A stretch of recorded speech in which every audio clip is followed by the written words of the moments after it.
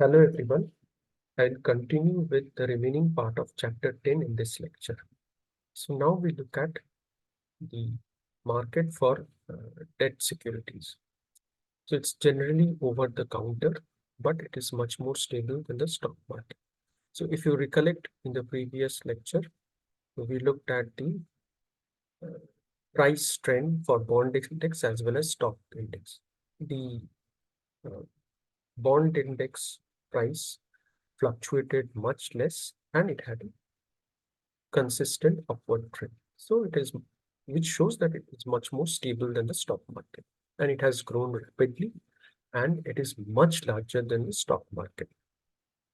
So we look at some of the major segments of the bond market. The first one is treasury bonds. So these are bonds issued by the US Treasury. So they are of the highest quality and are assumed to have no default risk because it is issued by the US government. Treasury notes are of maturity up to 10 years and treasury bonds are of maturity of 30 years. The interest income is paid semi-annually and it is exempt from state and local taxes but not federal taxes. The treasury bonds and notes are not callable securities. So this is the typical structure of a US Treasury bond. Tips are treasury inflation protected securities. So they provide investors with an opportunity to cover for inflation because the returns are periodically adjusted as per the prevailing interest rate, as per the prevailing inflation. The maturities are generally of 5, 10, and 30 years, and the interest is again paid semi-annually. So they have lower risk than ordinary bonds, but also provide lower returns than ordinary treasury bonds. One reason is because it is uh, taking care of inflation risk. Agency bonds are issued by US government agencies. They are also of high quality and assumed to have no default risk because the agencies are part of the US government. They provide slightly higher yield than the US Treasury securities. So these are some of the typical bonds issued by agencies. Municipal bonds are issued by states, counties, cities, and other political entities. So they are of two types. General obligation bonds, which are uh, fulfilled by the uh, revenue of the issuer. And then we have the revenue bonds. So these are fulfilled by income generated from specific projects. For example, toll roads. Some municipal bonds also have guarantees called the municipal bond guarantee. So this acts as a source of collateral and improves the quality of the bond. That is, reduces the default risk of the bond. The interest is exempt from federal taxes. The interest is also exempt from state and local taxes if the investor is in the same state as the issuer. So the taxable equivalent yield of a municipal bond can be found from this formula. And if we consider both federal and state taxes, so we have a different formula. And what we notice is municipal bonds are a good investment options for individuals in the high income tax bracket because of the uh, tax benefit from these bonds. So, so here we can compare the tax-free yield, so 5%, 6%, 7%, and at different income tax bracket, what is the equivalent taxable yield? So as you notice, the income tax bracket increases, the taxable yield also increases. So investing in any of the municipal bonds is a good investment proposition. Then we have the corporate bonds. These are issued by corporations. Most of them come from four segments: industrials, manufacturing sector, public utilities, transportation, and financial services. Among these bonds, there is a special category called the equipment trust certificate. So these are also issued by corporates, and they are for specific projects to purchase equipment such as uh, aeroplanes, railroad engines, and so on. The equipment which is purchased is also serving as a collateral for the bond.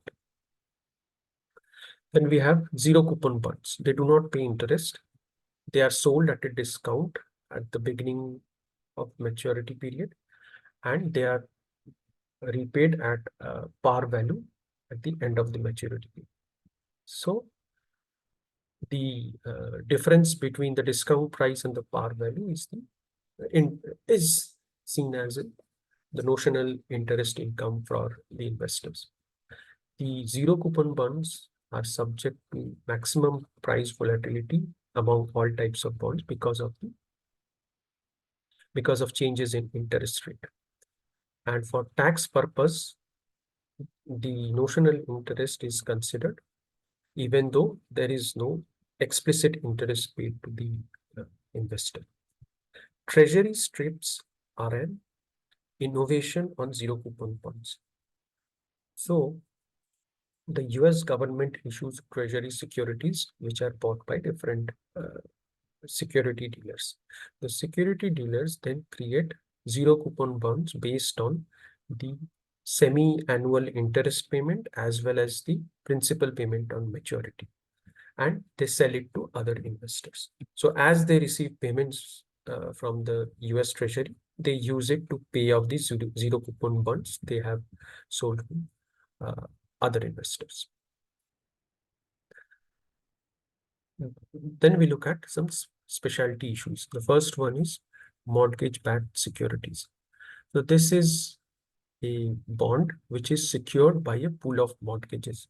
So the mortgages have monthly payment both for principal and interest, and that is passed on to the holders or the investors of mortgage-backed security. These securities are generally issued by three federal agencies who were involved in housing mortgage. They are self-liquidating because the regular payments are used towards repaying the interest as well as the principal. The next specialized issue is the collateralized mortgage obligations. So they are an innovation on mortgage-backed securities. So in this case, we have different class of investors in tranches. So the tranches represent investors who have different maturity in terms of repayment. So the principal payment first goes to the tranche which has the shortest maturity. And once it is fully retired, then the next tranche is paid off. So this kind of arrangement is more complex, and it also has the prepayment risk. Asset-backed securities are similar to mortgage-backed securities. So in this case, an issuer can consider other type of loans and package it into a bond and sell it to investors. So they have generally short maturities, typically less than 5 years, and both interest and principal payments happen on a monthly basis. The next category of specialty issue is the junk bonds. So these are highly speculative securities because they have below investment grade ratings. And they are called junk because of their high risk of default. High risk of default is there because of poor bond ratings, and that reflects on the financial condition of the issuer. They offer high yields and they tend to behave more like stocks than bonds. A special kind of junk bond is the PIK bond, which is payment in kind. In this case, the issuer does not pay interest in cash. Rather, they pay the interest payments in form of additional debt. After some years have passed, then they start paying the interest in real cash. Now we look at the global bond market. Just like the stock market, the foreign bond markets have also become prominent, and they provide good investment opportunities for foreign investors. Even though the US is the largest bond market, but there is considerable investment opportunity in other bond markets such as Japan, China, and other EU countries. So in terms of foreign bonds, so we can look at different categories. The first one is Yankee bonds. So these are bonds issued in US dollars, and they are available in the US. So they are registered with the capital market regulator, that is Securities and Exchange Commission. Then we have euro dollar bonds. So these are issued in US dollars, but they are available outside the US. So they are not registered with the SEC. So these are mostly US dollar bonds targeting foreign investors. Then we have the foreign pay bonds. So these are issued outside the US and they are issued in foreign currency. So they are also not registered with SEC. But in this case, there is a currency exchange risk because the bonds are available in foreign currency. So we need to find the total return in US dollars from these foreign pay bonds. So we look at the ending value of the bond and the amount of interest received and divide it by the beginning value of the bond. And we also multiply it by the currency exchange rates. Now we look at the other kind of debt instruments, which are the convertible securities. So convertible securities are originally issued as bonds or preferred stocks, and they have the provision where the investors can convert their bond into shares of the issuing company. So convertibles are in a way hybrid securities because they have both debt and equity features. So how do convertibles provide investment options? So one reason they are attractive as an investment option is because of the conversion provision. So I may purchase a bond, but I have the ability to convert that debt into equity at a future date. So we generally see the market price of the convertible behaving more like the price of the underlying stock. So they generally issued as bonds or sometimes as preferred stock, which can, in either case, it can be converted into common stock. So convertible notes are just like convertible bonds, except that they are of shorter maturity, usually 5 to 10 years. And forced conversion means that the issuing firm initiates the conversion. That is, the issuing firm retires the bond and converts it into common stock. So some terms and provisions related to the conversion process. First is conversion privilege. So these are the provisions which cover the conversion from bond to equity. Conversion period is the time period during which the convertible can be transformed into equity. Conversion ratio is the number of shares received for each convertible bond. And conversion price is the price per share when the bond is converted into common stock. Leon is an innovation on convertible bonds. It is liquid yield option note. So this is a zero coupon convertible bond. It is convertible, and it also has a put option. Zero coupon bond means it does not have any current income in terms of interest payments, but it has significant capital appreciation scope. It also has a put option which allows the investor to sell the uh, bond to the issuer. So that provides some downside protection. Generally, the investor will sell off the zero coupon bond if the bond price declines substantially. So it provides them some downside protection. So how do we uh, determine the value of the convertible bond? The convertible bond uh, is both like stock and equity, both like stock and bond. So the convertible bond uh, trades more like a common stock when the market price of the common stock is similar to the conversion price. If the market price of the stock is much below the conversion price, then the convertible trades more like a bond.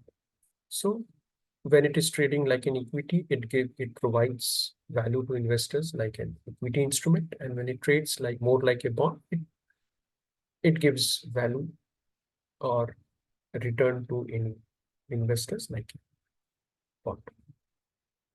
The bond price also has a price floor, so that if there is significant uh, decrease in the stock price, the bond price will not go below a certain limit. So what is conversion value? Conversion value means the price of the convertible, so that it can the price at which the convertible will sell based on the market price of its stock. So conversion value equal to conversion ratio into current market price of the stock.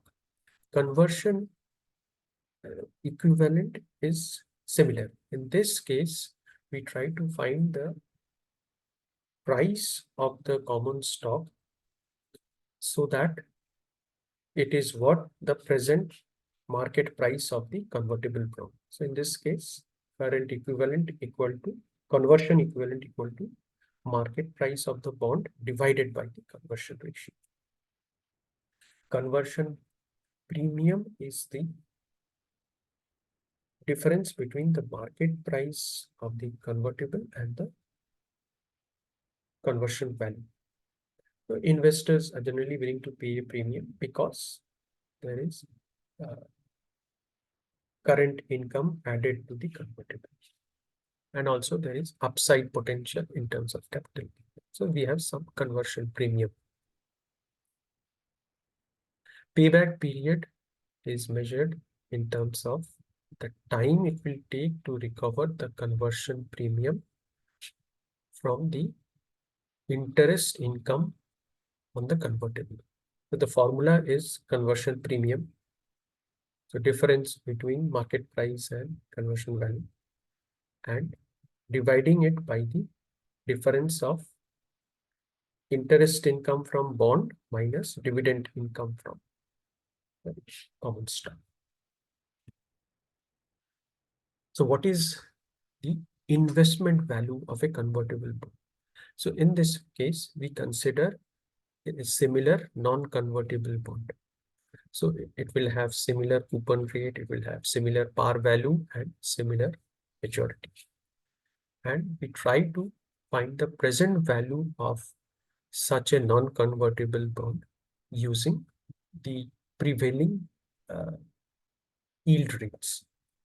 So that gives us the investment value of the convertible bond. So we can find the investment value using a financial calculator. We have the par value, the coupon rate for the convertible bond, and we also have the yields applicable to a non-comparable, non-convertible bond. So that gives us the present value of the future income streams, which is the investment value. So that is all for chapter 10. Thank you.